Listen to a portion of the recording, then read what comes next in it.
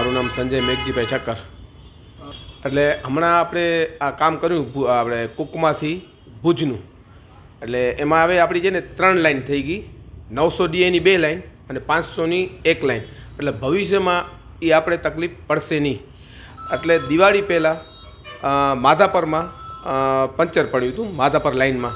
એટલે અમે શું દિવાળી રાહ જોતા હતા કે દિવાળી પતે પછી આપણે એ કામ કરશું. તો અમે શું થયું કે માથે નર્મદા બંધ થઈ.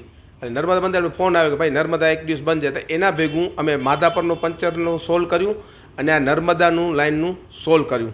એટલે અમે બધે ભેગા થયા, મિટિંગ બોલાવી અને અમને માથેથી સૂચના આવી અમારા ધારાસભ્યશ્રી, સંસદ સભ્યશ્રી ને જિલ્લા પ્રમુખશ્રી ને શહેર પ્રમુખશ્રી અને અમારા હોદ્દેદાર નગરપતિ, પછી ઉપપ્રમુખ, ચેરમેન સાહેબ, દંડક ને નેતાશ્રી, એ લોકોની સૂચનાથી અમે આજે બધું કામ પૂરું કર્યો.